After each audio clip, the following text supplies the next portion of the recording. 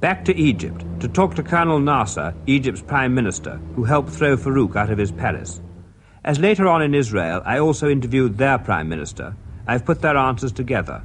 First, Colonel Nasser. What do you think are the prospects of tension being reduced in the Middle East? Really, it depends completely on the Israeli attitude. If they continue to adopt their hostility and their hostile policy, I think the tension will continue. Mr. Ben-Gurion said one time that he wants to force a peace, to force settlement. As I can understand, to force a thing must be by strength, must be by war. As long as they are adopting this policy, there will be no easing of the tension in this area. I'm sitting with Mr. David Ben-Gurion, the Prime Minister of Israel. Prime Minister, what is the present attitude of Israel towards Egypt and the Arab countries? The same as it was all the time after we defeated the invading Arab armies in Palestine. And that is peace and cooperation between us and our neighbors for the mutual benefit of all the peoples in the Middle East. What is the Arab case against Israel? Really, the Arab case is the case of Palestinians, the case of human rights, the case of those people who were driven out of their land, of their motherland, to be refugees in the other Arab countries.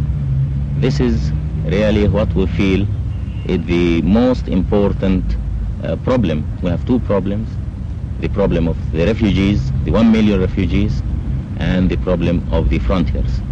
What contribution is Israel prepared to make towards the Arab refugee problem? Well, we would help them financially, we would compensate them for their property, and we would put our experts and our experience in settling refugees, as we have settled since the establishment of the state, more than 700,000 refugees, most of them from Arab countries. We will put all our experience at the disposal of the Arab countries to settling Arab refugees in their countries. Well, on what sort of conditions do you think it would be possible to have a peace settlement? Really, it is not a matter of conditions.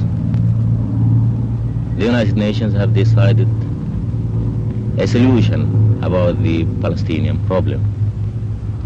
If these resolutions can be put into effect, I think this will ease the tension in this area. But didn't that include an Arab state inside Palestine, a new Arab state? Yes. But would that still be acceptable to the Arab countries? This is what all the Arab countries have asked. In Bandung Conference, for instance, we asked the Arab countries, and the Asian African Conference asked to put into effect the United Nations resolutions. But as it stood? Yes. Well, on what sort of conditions do you think it would be possible to get a peace settlement? The conditions is if the other side also will feel the need for peace. Well, Colonel Nasser said to me that as far as he was concerned, the conditions for peace would be based on the UNO resolutions. How do you react to that? You mean UNO resolutions of 47? Yes. Well, those resolutions were not only opposed by all the Arab states in Egypt, for they were violated, and the Egyptian armies, together with other Arab armies, invaded Israel at the day it was established. And as we cannot bring back all our dead sons and daughters who died in that war of independence, that resolution cannot be brought back. The peace must be made on the status quo.